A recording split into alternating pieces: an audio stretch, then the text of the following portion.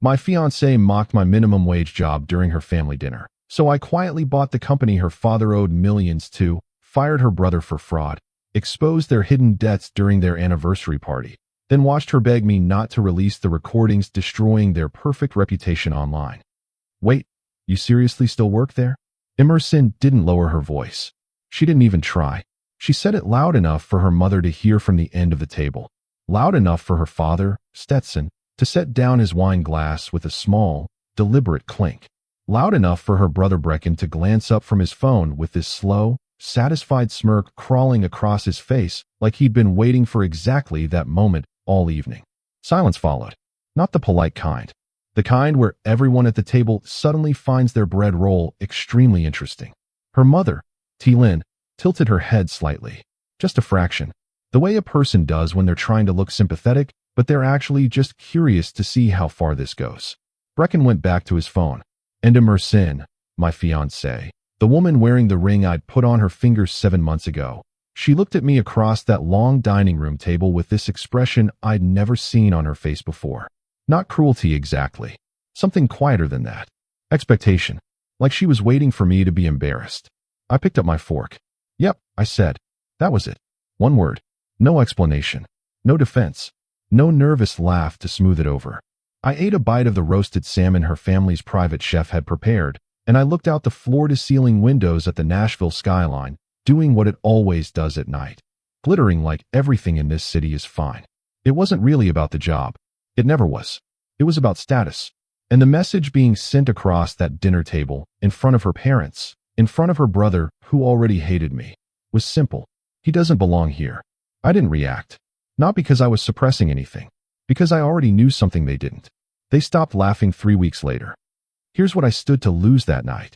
Not money. Not a career. Something harder to replace. Emerson and I had been together for 2 years. Engaged for 7 months. We'd built something real, or what I thought was real. Quiet Saturday mornings. Long drives through East Nashville. The kind of comfortable silence that only develops between two people who genuinely know each other. I loved her. That was the thing they couldn't account for. The Calloway family, Stetson, T-Lin, Brecken, and Emerson, they'd spent the last several months trying to figure me out. I didn't fit their model. I drove a used truck. I worked warehouse shifts. I showed up to their dinner parties in clean jeans and a pressed shirt, not a sport coat. I didn't flinch at wine prices or hedge fund conversations. I didn't perform humility, and I didn't perform wealth. I just sat there, and that confused them more than anything. Because in their world, everyone is performing something. That dinner, the one where Emerson made her comment loud enough for the whole table, that was their fourth attempt to get a reaction out of me. A real one. Defensiveness. Anger. Shame. Something they could point to and say, see, that's why he's not right for our daughter. They didn't get it. And the absence of a reaction, I think, scared them more than any reaction would have. But here's what they didn't know they'd triggered that night. I noticed things. I'd been noticing them for weeks. Small things. Odd things. The kind of things that don't mean much individually, but start forming a picture when you let them accumulate. I didn't realize it then, but that moment changed everything. Not because of what Emerson said. Because of what I saw on Stetson Calloway's face when she said it. He didn't laugh. He didn't even smirk. He looked at me with something I couldn't identify yet. It wasn't arrogance. It was closer to fear. If you enjoy real stories like this, subscribe, because what happened next changed everything for me. I was 31 years old. Emerson was 28. We'd met at a mutual friend's housewarming in Germantown, the gentrified side of Nashville where exposed brick and Edison bulbs are a personality type. She was standing near the window in a white dress, talking about some gallery opening she'd attended, and she had this way of laughing where she tilted her head back slightly, like whatever was funny was genuinely worth giving herself over to. I introduced myself. We talked for 3 hours. She didn't ask what I did for work that night. She asked what I was reading, what I thought about the city's growth, whether I'd ever been to the Smoky Mountains in November. That was the version of Emerson I fell in love with.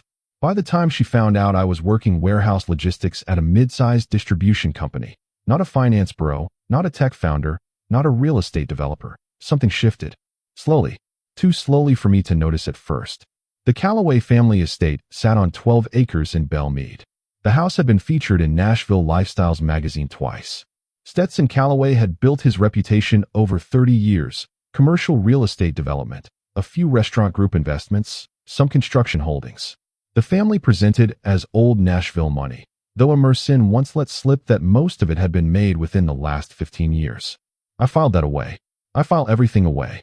It's a habit. I'd been in Nashville for 4 years. Before that, Seattle. Before that, it doesn't matter for this story. What matters is that I was 31, engaged, and working a job that paid $19.40 an hour. And none of the Calloway family understood why. It didn't start dramatic. It started like a slow drip. The first time Emerson said something that landed wrong, she played it off as concern. My dad mentioned that he worries you might not have a clear financial path. We were driving home from dinner. She was looking at her phone. Your dad doesn't need to worry about my financial path, I said. He's just thinking about our future. I didn't respond to that. 3 days later, she brought it up again. Different framing. I'm not saying there's anything wrong with what you do. I just think someone with your intelligence could be doing more. Someone with your intelligence. That's the polite version of, this is beneath you.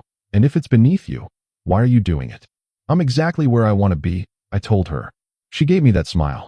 The patient one. Like I was a child explaining why I wanted to be an astronaut. Over the next 3 months, the comments picked up frequency. Her brother Brecken started in too.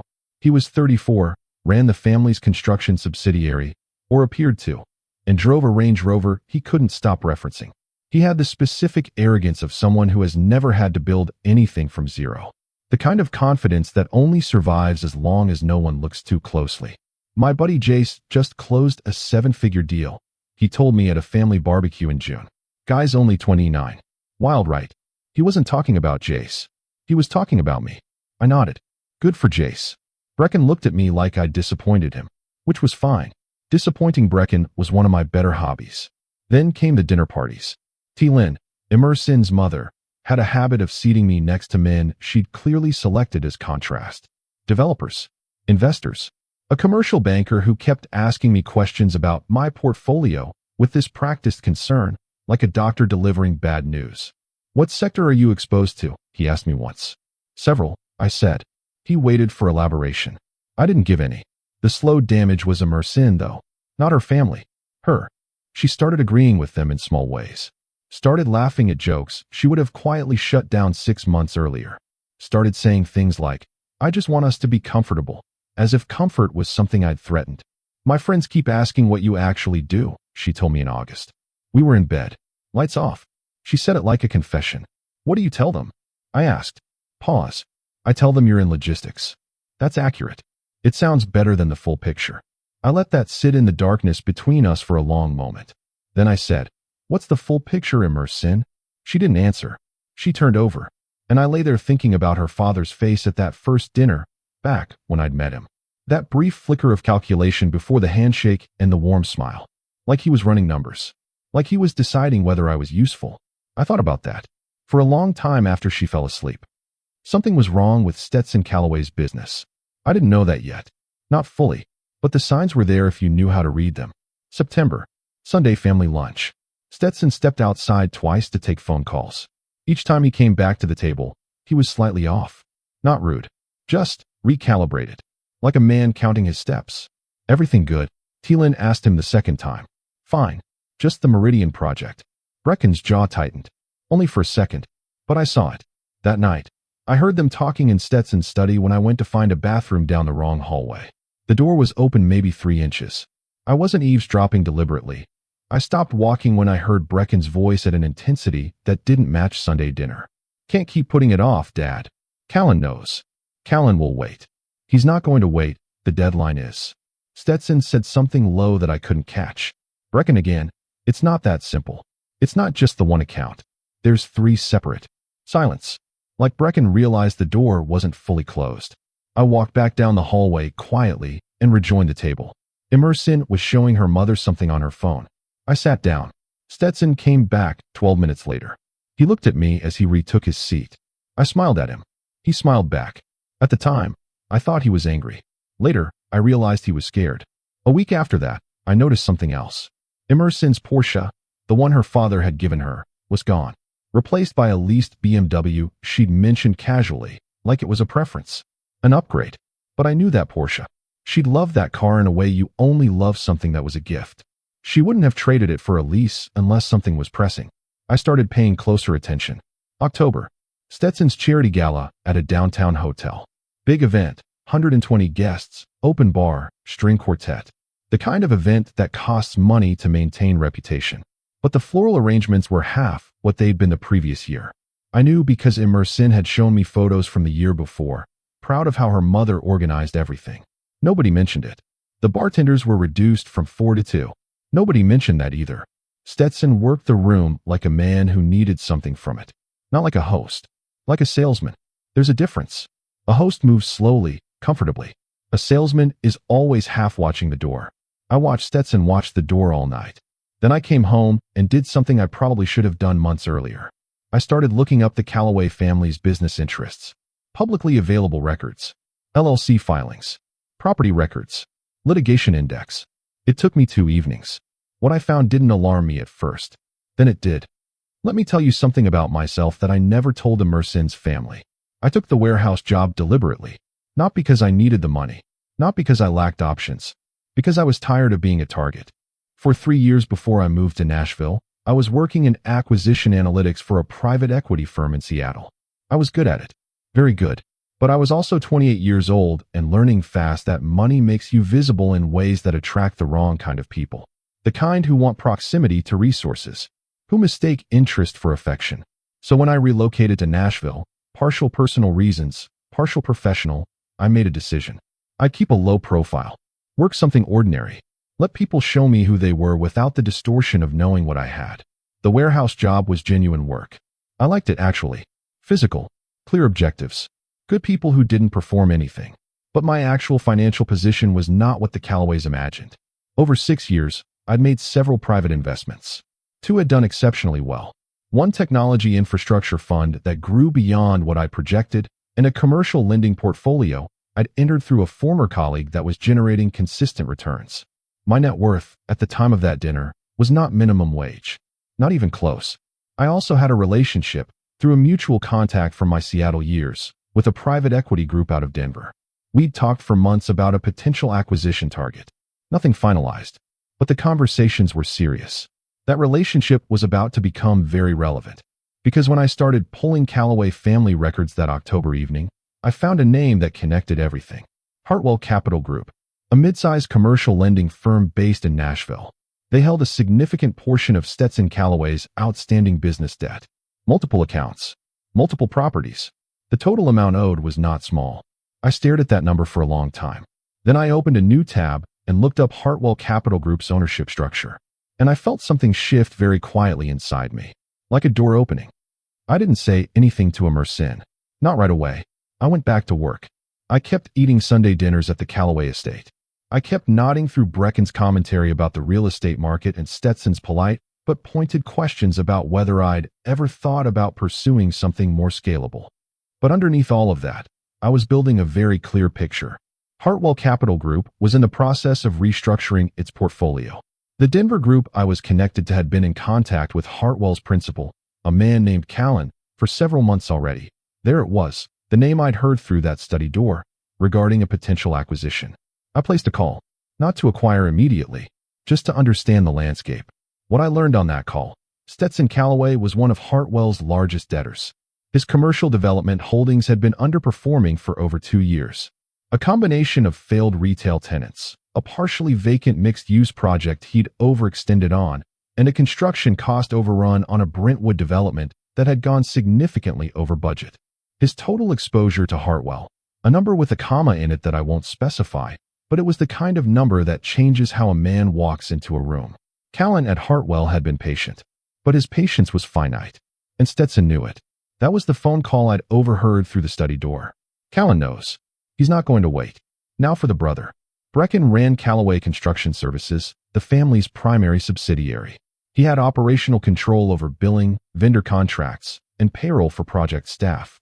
A contact of mine, a former auditor who now consults independently, took 2 days to find what I suspected. Brecken had been inflating vendor invoices for at least 18 months. Small amounts per transaction. Multiple vendors. Multiple projects. Accumulated total that, when I saw the number, I had to reread it. Not petty theft. Real fraud.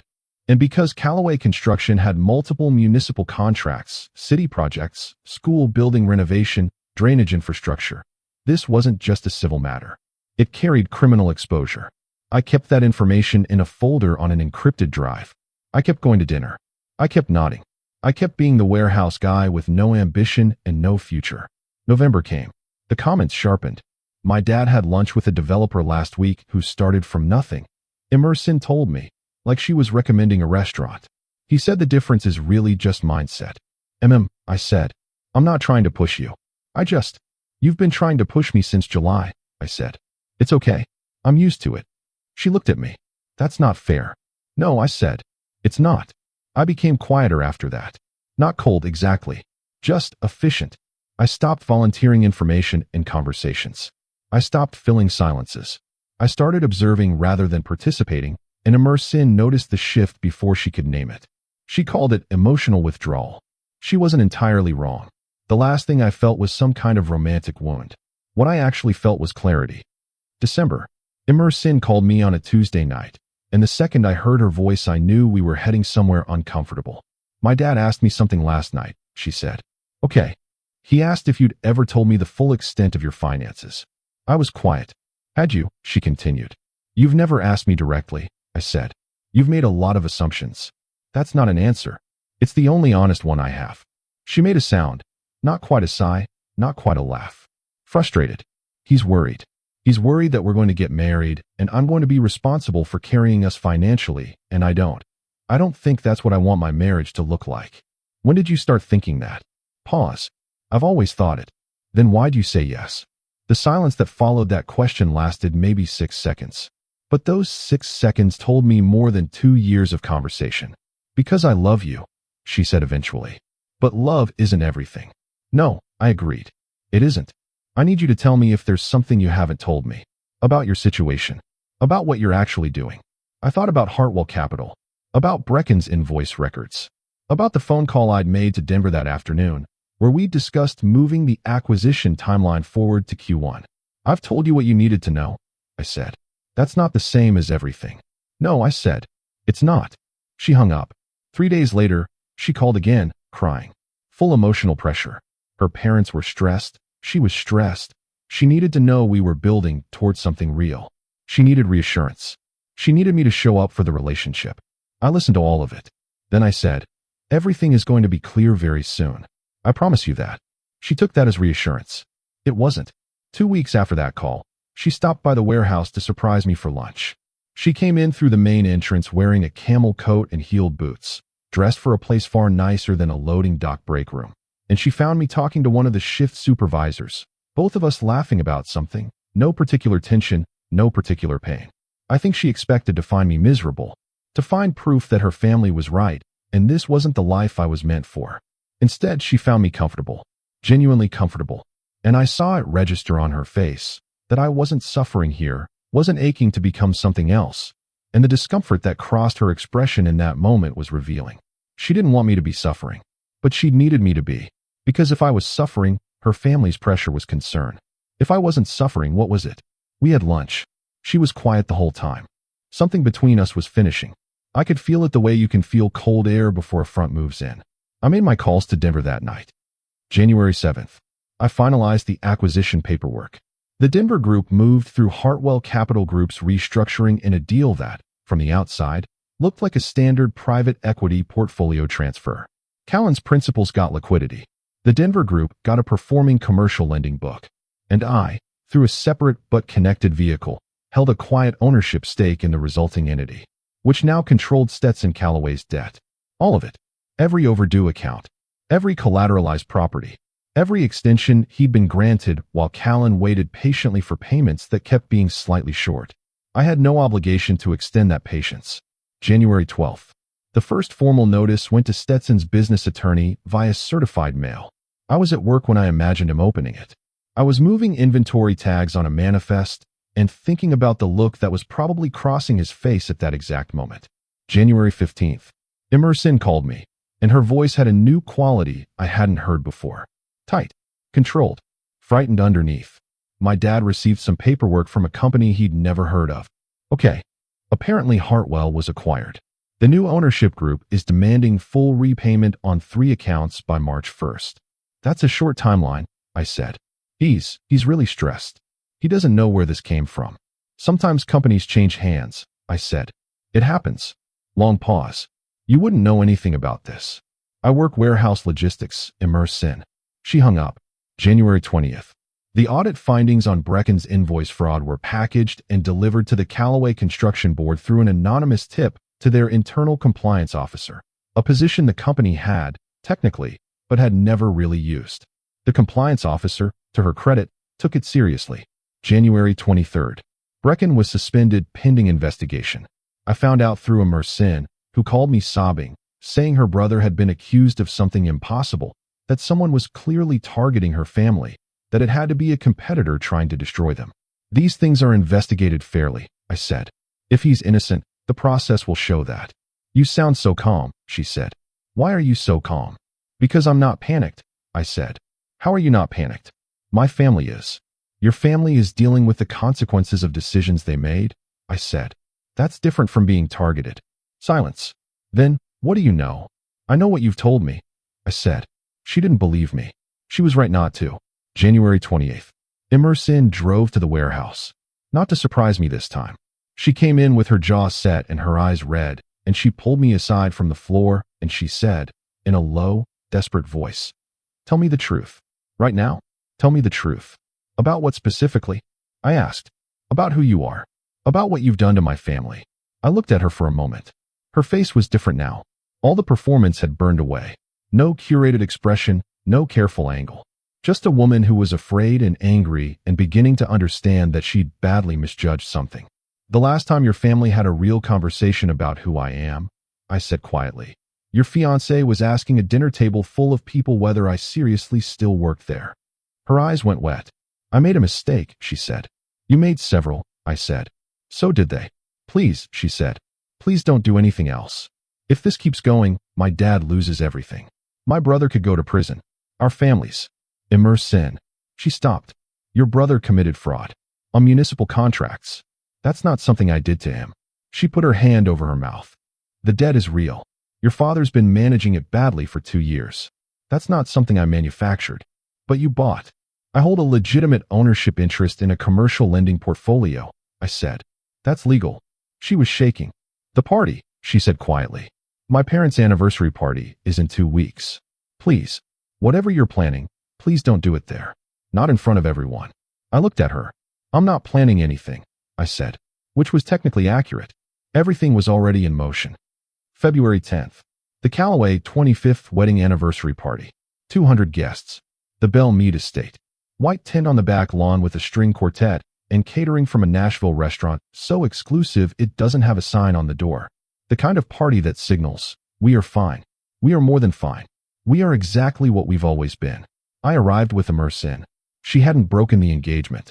She was holding on, I think, out of the calculus that if we were still together, I might hold back. She was miscalculating. The tent glowed. Champagne in motion.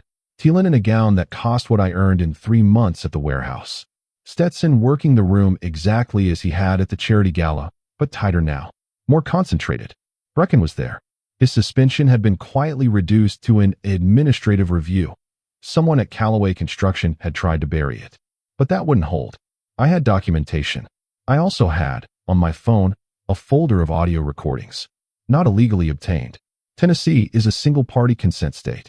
I'd been one party to many conversations over the last 4 months, including the Sunday lunch hallway, including Immersin's comments about my finances, including a specific conversation with Brecken at a Thanksgiving dinner in November, where he'd explained to a family friend, in explicit terms, with me sitting 6 feet away, clearly not considered a threat, how he structured certain vendor relationships to maintain flexibility.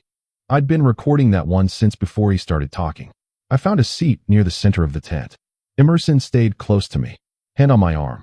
The whole evening, her hand on my arm, like she could keep me anchored to a decision not to act. I got a drink. I watched Stetson toast his wife with a speech that was polished and warm and landed with the crowd like he had no weight in the world. He thanked his family, his children, his business partners. He said he was proud of what they'd built. He raised his glass. The tent applauded. I applauded with them. Then I excused myself from Emerson bathroom, I told her, and I walked to where the event's AV technician was stationed near the entrance. I'd spoken to him beforehand. He was a freelancer, not on the family's regular vendor list. Someone I'd hired for a different purpose, folded into the evening setup as an additional sound support tech. Nobody had thought to question it. "Ready?" I said quietly. He nodded. I walked back to my seat. Emerson saw my face when I returned. Her hand tightened on my arm. "What did you do?" she whispered. "Sat down," I said. Dessert was served.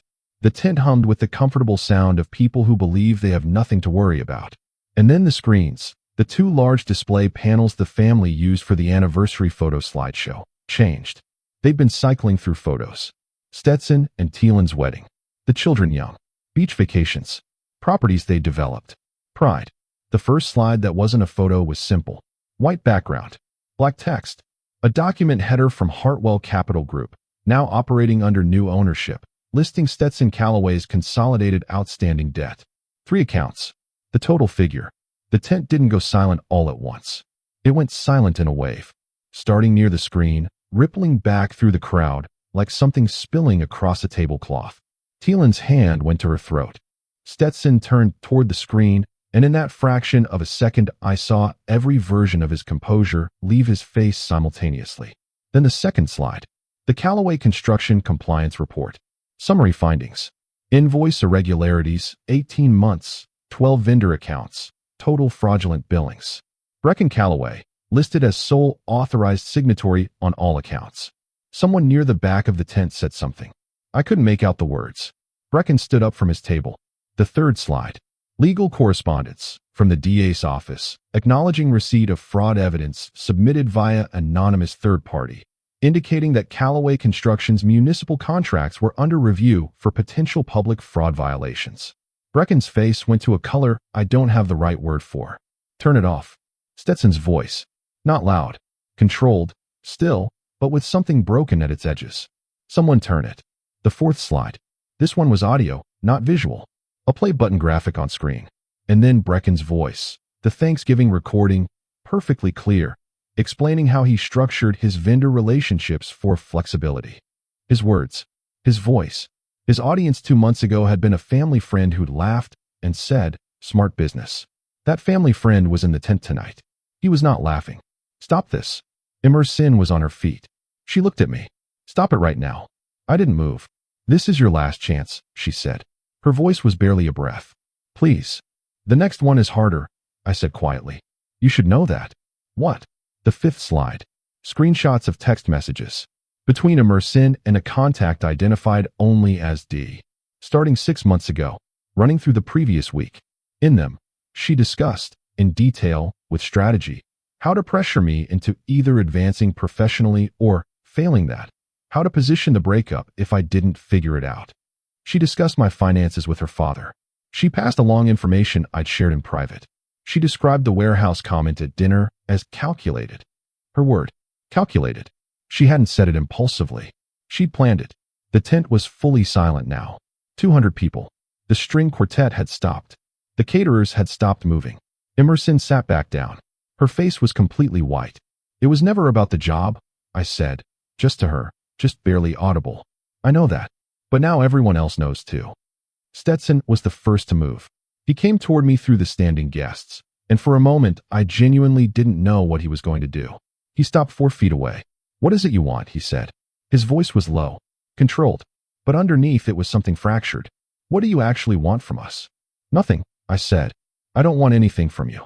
He looked at me for a long moment. "Then why?" I thought about the dinner table. About Emerson's voice carrying across the salmon and the fine wine and the Nashville skyline. About 7 months of slow, deliberate erosion. About Thielen's head tilt. About Brecken's smirk.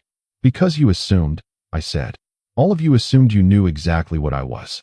And you made that assumption loudly, in front of people, repeatedly. So I let you finish." Stetson had nothing after that. He walked back toward Thielen, who was standing near their table with her arms wrapped around herself. And he put his hand on her back, and they stood there together looking reduced. Not broken, not destroyed, reduced. Brecken had left the tent. I could see through the open panel at the back, him standing on the grass, on his phone, voice fast, not caring who saw. His attorney, Probably. Or someone who was about to become his attorney. Emerson came to me. She'd been sitting in her chair, motionless, while the tent around us reorganized itself. Guests drifting toward exits, quiet conversations in clusters, the very particular social discomfort of 200 people trying to decide whether to stay or go. She stood in front of me. "I know," she said. "I know. There's nothing." She stopped, steadied herself. "There's nothing I can say right now that doesn't sound like I'm trying to save something. I know that." I didn't fill the silence. "The recordings," she said. "The ones tonight. Are there more?" "There are more," I said. Her eyes closed. "Are you going to release them?" "That depends on what the next few weeks look like," I said. Meaning? Meaning if the Qley family accepts the consequences of what your brother actually did. The fraud, the municipal contracts, the investigation, without attempting to interfere, bury, or redirect blame toward anyone else. Then what happened tonight is where it ends. She opened her eyes. "And my dad's debt. New ownership on the portfolio will be reasonable," I said. "There'll be a structured repayment plan. Fair terms. He'll keep what he hasn't already mortgaged too far. You could take everything." "Yes. But you're not." "No." She looked at me for a long time. "Because you still—" She stopped herself. "Don't," I said. She nodded. The tent continued to empty. Somewhere behind us, a caterer was quietly stacking dessert plates that hadn't been touched. The string quartet was packing its instruments. The anniversary slideshow screen had gone dark. "I need to know," Emerson said. "Who are you? Who actually are you?" "You had 2 years to ask me that question without an agenda," I said. "You know who I am. You chose not to look." She had no response to that. Honestly, there wasn't one. Brecken came back through the tent entrance. He walked straight past both of us without making eye contact, straight to his parents, and the three of them huddled near the far table in a tight, private conference. I watched them for a moment. Then I looked at Emerson.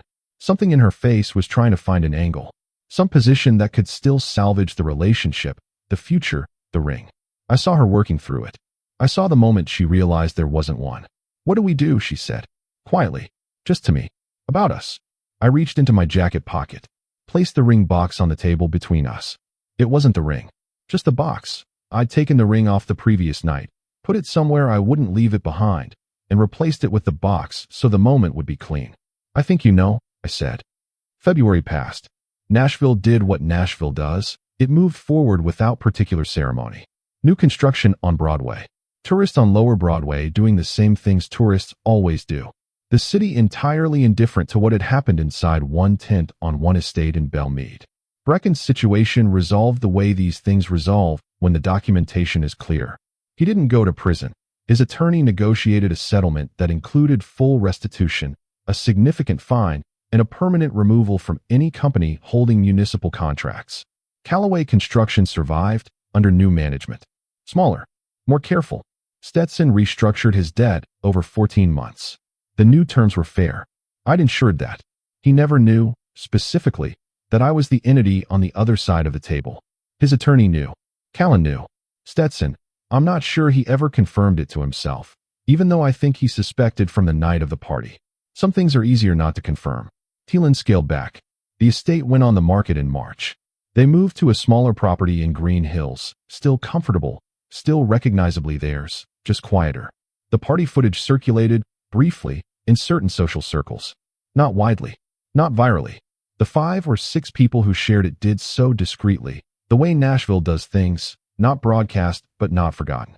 The family's social position contracted, not collapsed, contracted, which was probably the more accurate consequence anyway.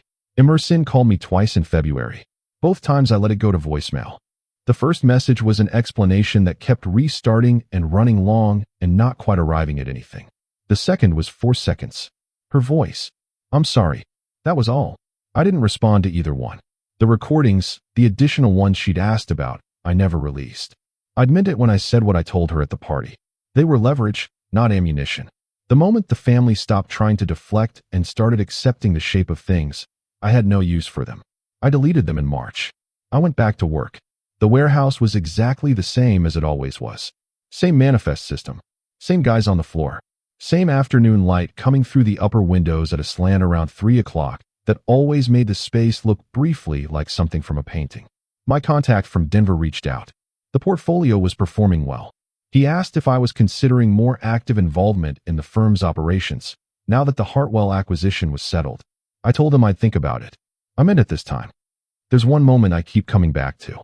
Not the party. Not the recording playing through the tent speakers.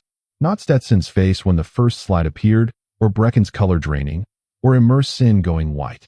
I keep coming back to the dinner. The first one, where it started. Emerson's voice across the table. Wait, you seriously still work there?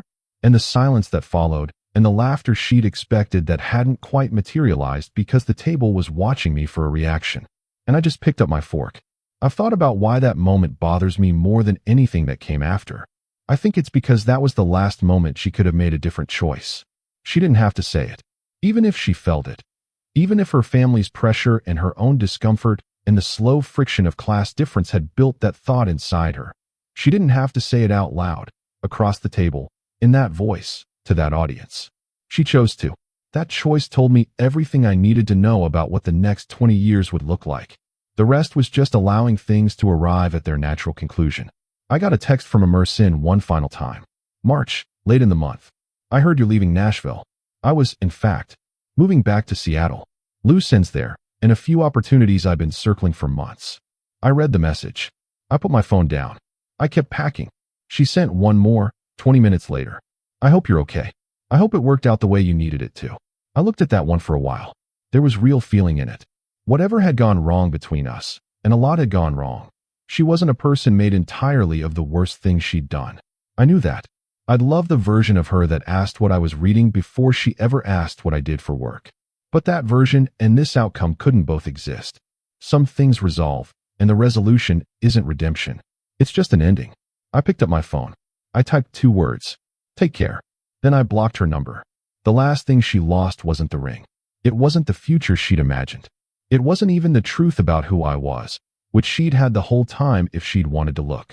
The last thing she lost was access to me. And for the first time since that dinner table, there was nothing left to be calm about.